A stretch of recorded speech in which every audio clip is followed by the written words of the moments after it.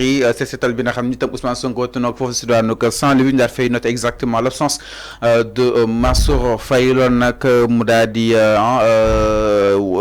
yëngal ñu bëri na quoi comme puisse parce que suñuy xool Mansour Faye moo waxoon que ni dina dalal ki nga xam ne moo di Ousmane Sonko avec un accueil chaleureux ma ni kon à la dernière minute nag moom ki nga xam ne moo di ñu ne Mansour Faye dafa am benn empêchement moral mu daal di yóbbu ay équipe am sur place exactement waaye ki nga xam ne moo di Ousmane Sonko nag tontu na ko si wàllu wu ni mel ñëwaat na si nu mu gën a yaatoo si milliards yi nga xam ni itam defoon nañ ko foofu si diwaanu Saint-Louis si diwaanu goxu Pikine pour daal di li nga xam ne moo di gàttanu li nga xam ne moo di manifestation yi wala kon inondation yi et tant d'autres ma ni kon nag dañuy poser ay questions xool jamono jooju na nga xam ni itam noonu la ko Mamour Diallo doon noonu la ko Mamour Diallo doon yore li nga xam ne moo di ñitu ONAS ak yeneen ak yeneen Ousmane Sonko na joxe na ultimatum pour daal di ko indi ay compte par rapport à ces 60 milliards des na ko daal di faram-fàcce si nu mu gën a yaatu exactement suñu ay ponk yi itam li si na la gën a fës bokk na lu daal di ñeel si li nga xam ne moo di ba tey Mansour Faye plainte bi nga xam ne itam déposé na ko contre ki nga xam ne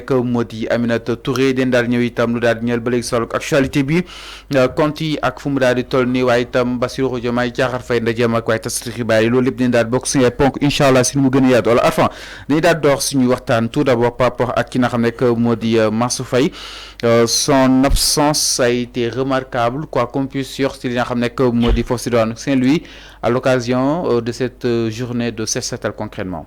Oui, peut-être, comme on le dit en français, il a brillé par son absence, moom le maire de Saint-Louis, Mansour Faye. Donc, mu doon loo xamante ne peut-être amaana bett na ñeneen mais ñeneen tamit am na ñoo xamante ne ñoom bettuñu leen l'absence de Mansour Faye parce que c'est évident. Mansour Faye n'est pas obligé de venir donc côtoyer le premier ministre pour def journée set setal boobu parce que xam nañu leen. C'est là ils ont une comme on le dit en bête noire de Ousmane Sonko parce que ñoom Ousmane Sonko am personne la ñu bañ a gis. Ah bon? Ouais, mais c'est ça loolu moo am on sait ce qui se passe. Mais empêchement. Du empêchement. bu nee empêchement mën nga ko nangu la même bu amulee empêchement bu toogee këram mën naa déclarer di que dafa am empêchement. léegi loo si mënoo si dara. tu es obligé de dire ah d'accord empêchement la am mais man je savais que Mansour Faye n'allait pas venir ci rendez-vous boobu pour ñu rencontrer Ousmane Sonko parce que ñoom. pourtant 17-18 waxtaan neen si. non wax naa la wala def lu war a mën a. jaadu oui loolu la bu ñëw fekkee si lu nu mel. mais moom moo njëkk a annoncé l'avenue de Ousmane Sonko à Saint-Louis. moom moo ko njëkk a annoncé Mansour Faye a annoncé ouvertement ni que Ousmane Sonko dina ñëw Saint-Louis te moom dina mobiliser toute une équipe pour ñu ñëw teeru ko. mais ce qu'il a déclaré et au final ce qu'il a fait c'est comme yàlla ki li bokkul. moo tax quand les gens reviennent pour dire que non ñu ne Mansour Faye dafa amoon beneen empêchement tu ne fais que constater ça. mais yónnee na équipe sur place. oui mën na yónnee équipe sur place. nee naa la ñoom waa Benno Bokk Yaakaar leur seul problème qu'ils ont mënuñu xool Ousmane Sonko jàkk ci bët mënuñu ko. man maa la jox révélation boobu dama leen côtoyer ba xam leen. ma ne leen le seul problème que Benno Bokk Yaakaar bu ñu mën nañu wax ci plateau yi toog ci plateau yi di wax mbel Ousmane Sonko Diomaye mais quand on te dit c'est Ousmane Sonko kii moom mooy ñëw ci benn bërëb duñ fa ñëw c'est-à-dire que ñoom loolu la ñu mënul ñëw toog wala taxaw jàkkaarloo ak Ousmane Sonko ci bët mënuñu ko te ils vont jamais le faire mais mën nañu ko attaquer par des réseaux sociaux ay médias ay plateau ay nii ak nii parce que bu ñu ñëwee jàkkaarloo ak Ousmane Sonko dañu am lu ñuy wax sëñ bi dama xam bu baax li ma lay wax. bu ñu taxee face Ousmane Sonko dañuy wax comme ay muuma la ñuy doon. est-ce que loolu wax desee am vu que ni set setal Arfan. non Mansour Faye pourrait lui guider. justement si ay grands axes force de Saint-Louis. exactement xam nga Mansour Faye bu ñëwee ci kii boobu ci set setal boobu il a droit à un discours. ça aussi faut nga xam ko. il faut mu wax. day wax en tant que l'édile de la ville. le premier magistrat de la ville de Saint-Louis dañ koy réserver un discours ba muy wax un discours d'ouverture moom da koy wax day wax devant Ousmane Sonko loolu laa la wax loolu lay daw loolu lay bañ moo tax ñëwul mu dépêcher une équipe sur place parce que moom devant Ousmane Sonko du ŋàng du wax ils sont comme ça il n'est pas le seul membre de Benno Bokk Yaakaar ku mënul wax devant Ousmane Sonko mën nañu ko wax nii ci réseaux sociaux yi médias yi mais taxaw faire un bon discours devant Ousmane Sonko mënuñu ko te duñ ko def. mais avant quel est le rapport concrètement sëñ bi li ma lay wax ni dama junj ñi may seetaan ba te xam li may wax. li may wax xam nañu pourquoi ñemewuñu def un discours responsable devant Ousmane Sonko. Ils n'auront pas d'argument. Ils n'auront pas d'argument. Parce que la connotation intellectuelle de Ousmane Sonko leur dépasse. Leur dépasse. Mansour Faye, avant que Macky Sall soit président de la République, il était quoi? Lan la woon. Quelle posture intellectuelle la am bu mën a jàkkaarloo ak Ousmane Sonko di wax ñoom lu ñuy wax ci média yi. mënu ko moo tax ma ne la il n'est pas le seul ñoom ñëpp ñu bëri waa Benno Bokk Yaakaar mënuñu taxaw face Ousmane Sonko di tenir un discours mënuñu ko. Donc man c'est ce que j'ai compris moo tax ma ne Mansour Faye il a bien fait de ne pas venir au rendez-vous il a bien fait. Donc rendez-vous bi da nga jàpp ni. non seulement non c'était prémédité c'est pas un empêchement c'était prémédité. Parce que mënoo empêchement bi surtout. non en tant que premier magistrat de la ville le premier ministre vient dans ta ville tu dis que da nga am empêchement ban empêchement nga am. Tu n'es pas en dehors du pays il est à Saint-Louis. Le premier ministre arrive dans ta ville, tu dis que yow empêchement nga am. Mais c'est bi nañu respecter ante. Mais il faut qu'on se respecte quand même. Mais est-ce que Sonko teg na ko dans les conditions qu'il faut wala kon. Non, c'est pas à Sonko de lui mettre dans des conditions. C'est à lui de mettre le premier ministre dans des conditions parce que moom moo koy accueillir dans sa ville. Sëñ bi est-ce que xam nga baax li ngay wax Fallou. C'est pas à Ousmane Sonko mënul nekk gan à Saint-Louis. Mais est-ce que yëgal nañ ko non Mansour Faye c'est lui qui l'a annoncé. yow maa ko def nañu émission ci 17-18. Mansour Faye Ousmane Sonko ne peut pas se déplacer à Saint-Louis sans que le maire de Saint-Louis mu yëgu ko.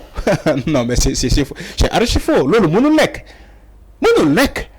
Donc c'est à lui de mettre les conditions idoine pour nous mener accueillir le premier ministre. C'est pas le premier ministre qui va aller à Saint-Louis et mettre le maire dans de bonnes conditions. Ça c'est contradictoire. Donc si Mansour Faye ne vient pas accueillir le premier ministre, il nous fournit d'autres alibis, d'autres arguments, mais c'est pas empêchement d'aller faire en dehors du pays. Mais quand tu es dans le sol sénégalais, le territoire sénégalais, c'est comme si on te dit le président de la République vient à Ziguinchor, le maire de Ziguinchor dit que dama am empêchement. Le président de la République, voilà le premier ministre, parce que la deuxième incarnation des institutions au Sénégal, le premier ministre.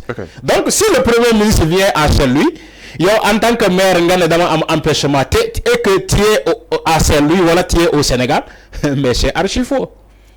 Tu n'as qu'à fournir d'autres excuses, c'est pas ça.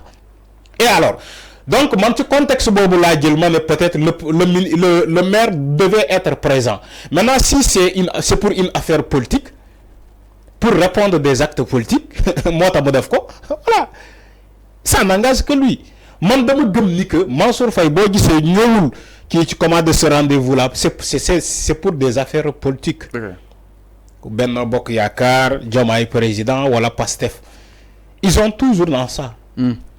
Après, quand il a dit qu'il a des empêchements, ñàkkul dafa am ay kaddu yu mu jël sandi ko Ousmane Sonko ak Diomaye. Il a dit. wax na am na lu mu wax ci Ousmane Sonko ak Diomaye. Mais ñu jàpp ni bilan ba lay daw exactement bilan Saint-Louis bi. Ouais, mais le bilan est là. yow sànq wax nga ko les 60 milliards yi ñuy tuuroon à Saint-Louis comment de Pikine. Pikine de Saint-Louis.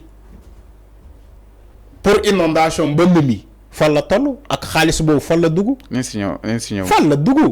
Voilà le bilan aujourd'hui que Mansour Faye war a jàkkaarloo ak les gens di wax le bilan de ce qu'il a fait à Saint-Louis te état xaalis bu ñu yóbbuwoon Saint-Louis pour mbënd mi xaalis boobu fan lañ ko dugal.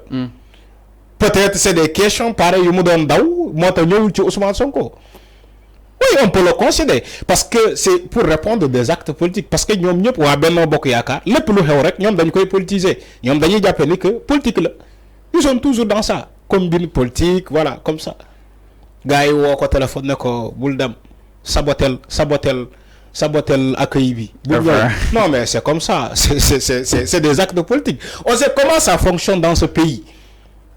Surtout rawatina diggante Benno Bokk Yaakaar ak Pastef le parti qui est au pouvoir actuellement on sait comment ça se fait c'est-à-dire que ñoom ci rayante la ñu dëkk des connotations politiques Ousmane Sonko war na ñëw Saint-Louis gars yi Mansour Faye woo ko ne ko hey bul dem oui moi. Mais est-ce que Ousmane Sonko voilà. si bu Saint-Louis laajte na ko wala comme jëm naa xam exactement. Non mais il n'est pas obligé de le demander. Le maire n'est pas là. Pourquoi tu le demandes? Te yëg na ko. Du la ñàkk faydal ba pare yow nga koy topp ci loolu. Ousmane Sonko n'est pas obligé de demander Mansour Faye. Où est Mansour Faye? Où est Mansour Faye? C'est les images qui parlent d'elles-mêmes. Sénégalais dinañu juger à travers les images. Le maire de Saint-Louis a brillé par son absence. Point. Point. Voilà le rapport. L'entête du rapport. Voilà. Ni binda, ni voilà. C'est comme ça. Alors, donc, c'est pas Ousmane Sonko de demander où est le maire. C'est pas comme ça. Alors, c'est clair, exactement. Donc, les raisons de son maire, mais c'est patron Ousmane Sonko là. Parce que la mairie, c'est une administration. C'est un démembrement de l'État. Donc, Ousmane Sonko, qui est le patron de Mansour Faye, administration. Donc, c'est pas à lui de demander mon Mansour Faye.